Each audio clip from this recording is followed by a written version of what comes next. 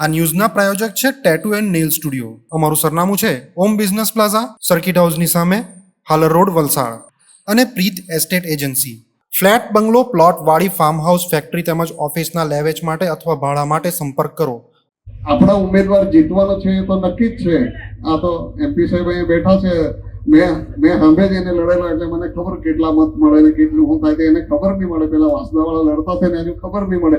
એ તો પેટીમાંથી નીકળે ત્યારે ખબર પડે કે કેટલા નીકળતા છે. એટલે એને ખબર નથી આજુ. કારણ કે મને પોતાને અનુભવ છે કે આપણે માની લો કે તમે વલસાડ પાર્ટીની ઉમરગામથી 2-3 લાખથી નીચે નીકળે જ નહીં. કારણ કે એક પેટીમાં 4 મત, 5 મત, 10 મત એવા નીકળે કોંગ્રેસના પછી. એક પેટીમાં 4 મત, 5 મત, 10 મત એવા નીકળે કોંગ્રેસના પછી. એક પેટીમાં 4 મત, 5 મત, 10 મત એવા નીકળે કોંગ્રેસના પછી.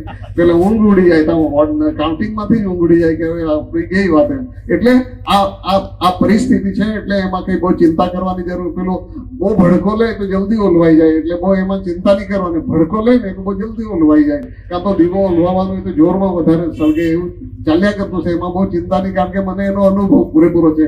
એટલે એની કોઈ ચિંતા કરવાની. આપણું જે નક્કર કામ છે તે આપણું નક્કર કામ કરીને આપણે સૌ બધાએ સાથે ભારતીય જનતા પાર્ટીની સરકાર અને ભારતીય જનતા પાર્ટીના ઉમેદવાર આવે. ધવલભાઈ તો એક પ્રતીક છે.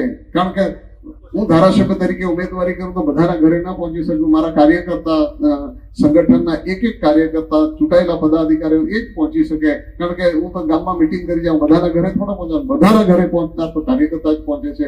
અને કાર્યકર્તા જ વધારેમાં વધારે મતદાન કરાવી શકે ને મત પણ અપાવી શકે છે. એ કામ આવતા 7 તારીખે મતદાન છે. મતદાનના દિવસે આપણે સૌ ભેગા મળીને સાથે મળીને કરીએ અને ભવ્ય વિજયથી આપણે જીતીએ.